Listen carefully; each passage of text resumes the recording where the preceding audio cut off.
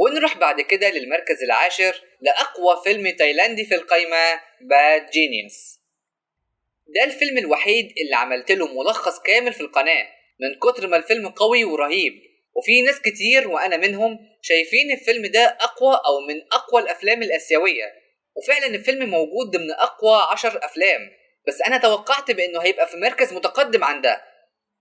والفيلم من قوته عمل قرب ال 44 مليون دولار، ويعتبر أكتر فيلم تايلاندي ربحا في 2017، وفاز ب 20 جايزة بينما ترشح ل 10 جوائز تانية.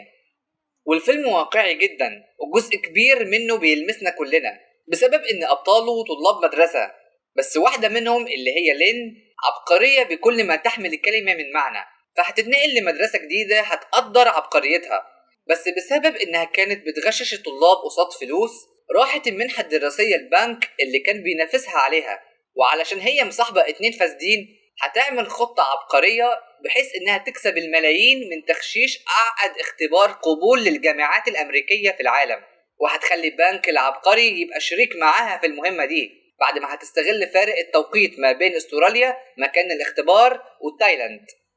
فكرة مجنونة جدا، وعلشان كده في فيلم اسمه العبقرية السيئة استخدمت لنا عبقريتها في الغش والغلط علشان تكسب.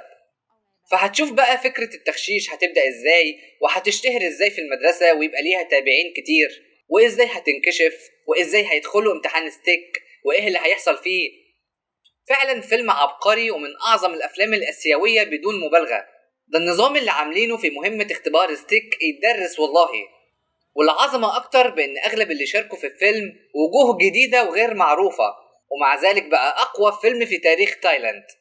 ده لما بيتعمل فيلم بوجوه جديدة في هوليوود أو عندنا في مصر بيختفي الفيلم قبل ما يتعرض، لكن القصة والحبكة والإخراج اللي هيخليك على أعصابك وتندمج قوي مع الفيلم والأداء الأسطوري من الممثلين هم اللي وصلوا الفيلم للنجاحات دي. فعلا تحفة فنية.